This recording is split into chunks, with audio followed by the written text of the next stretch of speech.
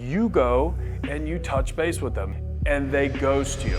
Almost like the Charlie Brown syndrome, where it was like, wah, wah, wah, wah, wah, wah, wah, wah. You send them the info and guess what? They ghost you. You know, the work, live, and life type of home triangle of where they're gonna be. You know what it's like to go through the clearance rack. You're like, you know, you're going through trying to find something, you pull something out, oh, that doesn't look good, and you keep going. Oh, I almost forgot.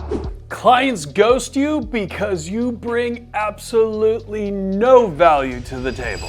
My name's Dave Panozzo. I run a real estate team here in Scottsdale, Arizona. I have about 25 agents. This comes up a lot with both newer agents and also agents that have been around the block for a while, okay? And it even happened to me. And this is a frustrating point in most daily activities where you have a conversation with a potential client, whether it's a buyer or a seller. Both apply in this case.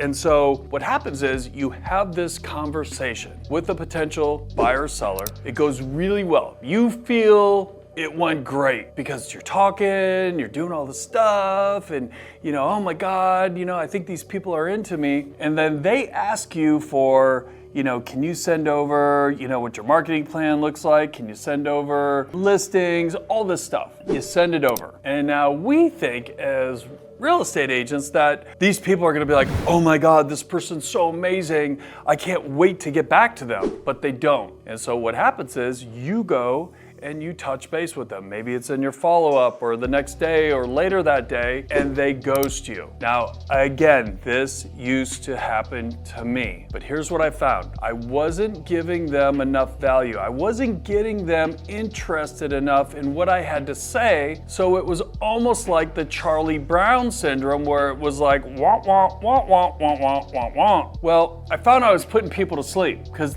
I thought they wanted me to do all the talking, where it should have been the reverse. I should have been listening more. So here's what I like to do. When I'm talking to someone on the phone or even in person, now again, this applies both ways. You can have a conversation with someone in person, exchange numbers, get the details, send them some stuff. Maybe you met them at an open house, you send them the info, and guess what? They ghost you. So again, this happens in person and over the phone. Primarily, it happens a lot more on the phone. So typically a conversation gets going on the phone. You find out which areas they're interested in, you know, where they're working, what it is that they want in a home. And then you go into, well, great, let me send over a link. It'll have a bunch of homes on there. Pick which ones you like, and then let's go out and look. Every agent does that because that's what they were taught. And so I like to reverse that a little bit more and get more details and get more into the weeds and ask questions that I know most agents aren't asking. So it would go something like this. Okay, so what part of town are you most interested in? Find out why.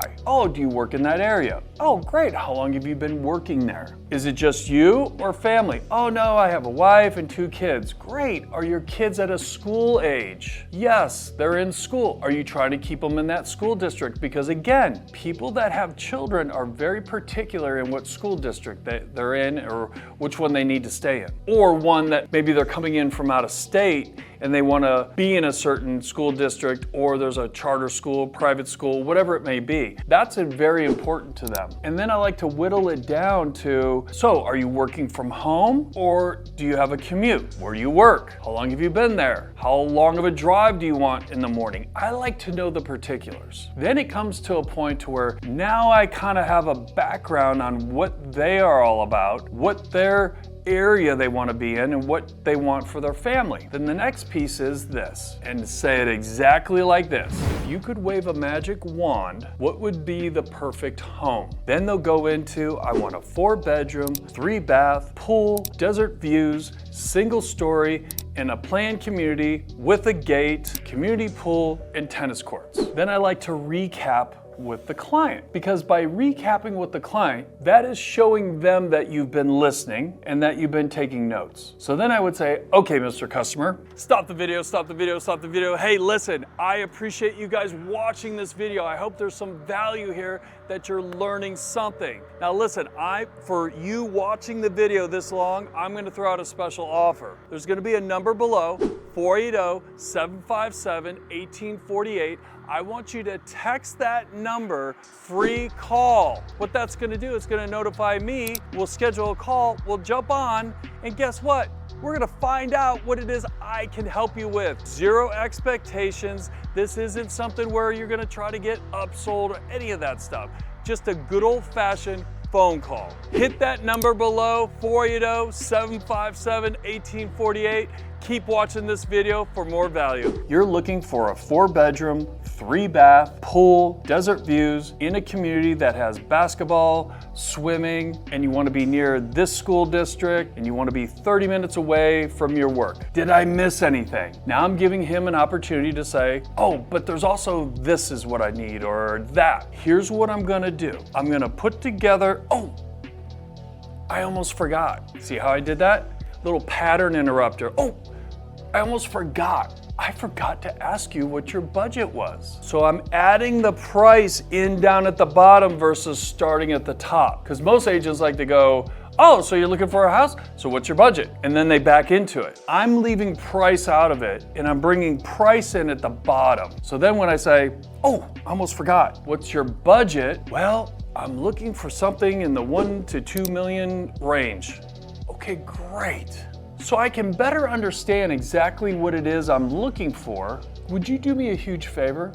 I'm sure you've been online shopping. I'm sure there's some homes that you've saved. Could you send me 2 or 3 of those homes so I can better see what you see? Because I don't want to waste your time with sending you hundreds of listings and having you have to pick through them. So let me back up.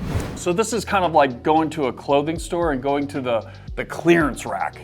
You know what it's like to go through the clearance rack. You're like, you're going through trying to find something, you pull something out, oh, that doesn't look good, and you keep going, you keep going. Well, that's what we do to our clients when we send them this big long list. So I try to take that off the table. Because remember now, I said send me 2 or 3 homes that you've seen. So then that way, I'll create a search for you based off of that criteria. Okay, great, Dave, thank you. Okay, I'll get that sent over here in a little bit. Hang up the phone. So then what I'm gonna do is when he sends over the screenshots, now when they send the screenshots over after the phone call, that means the client's into you, okay? That's the call to action. Like, this is all I'm worried about. I'm not trying to sell a house over the phone. I'm not trying to close them. I'm not trying to take them out on an appointment. I'm trying to get that first step. And that first step is them engaging with me. It's kind of like the earnest money, right? I'm getting the earnest money. I'm getting the trust from them. So now he sent me a couple screenshots. So now I'm looking at my phone going, okay, cool. This guy likes the remodeled stuff. Okay, perfect. So now I'm gonna do a search on the multiple listing service, okay? I'm gonna hand pick the top 3 good-looking homes that meet his criteria. And maybe one of the homes that he sent is on the MLS still. It might be active, right? So then what I'm gonna do is I'm gonna take that list, I'm gonna stick that in an email, I'm gonna do a screenshot, okay, of a map where the homes are located. So now I'm gonna do a screenshot of the map, put that in the email, and then I'm gonna highlight a couple spots. I might highlight where he's gonna be working. I might highlight where the schools are gonna be. I might highlight a grocery store, something that came up in the conversation that's important to him. So then that way he can see on the map what he's looking at, because everyone wants that perfect triangle, the work, live, and life type of home triangle of where they're gonna be. So then what I do is I compile that email, and take in mind, I am not being super wordy in these emails. It's like, hey, great talking to you, Bob. Below are a couple homes that I picked that meet the criteria of what you're looking for. Let me know what your thoughts are, ? See, I'm going for one more call to action. What's the call to action? Let me know your thoughts. I want to see if we're on the same page or not. Now, if he replies back to that email and says something like, hey, you're spot on. Hey, these are kind of interesting. I'd like to go see them. Whatever that case may be, now I know I'm on the same page as my client. So now from there, what I would do is then set up an actual search based on those parameters in that particular area. The key here is that you don't want to overwhelm your client with a big, huge, long list and make them do the work. They're hiring you to do the work. And so by you showing them that you're putting in some effort, they're giving the effort back and responding, now that's an equal relationship, right? You'll never get ghosted. And so you typically get ghosted when you have a conversation on the phone, it's all you talking, you send over a link with 1,000 different homes on it. Of course someone's gonna get choked out. They don't even wanna look at it. And another thing too that I like to do, that's just a little added touch, is this. I've been finding a lot that with people's email security settings and things like that, that typically when the first time you send an email to someone, it typically will go into a junk folder or spam folder. So after I send that initial first email,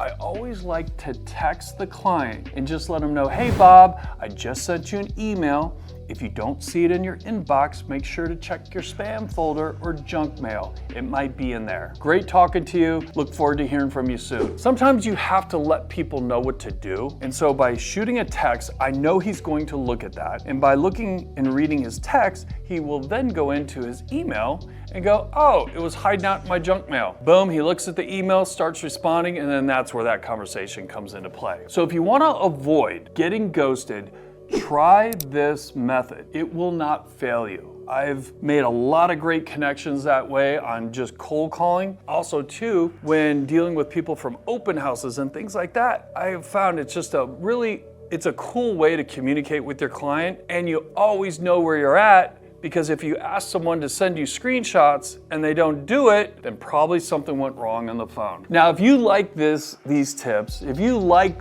this type of methodology on not getting ghosted, I would love to hear from you in the comments below. Also too, do me a huge favor, hit the like button and subscribe. I'm dropping heat all during the week and I would love to share more with you. And as always, let's make it a great day.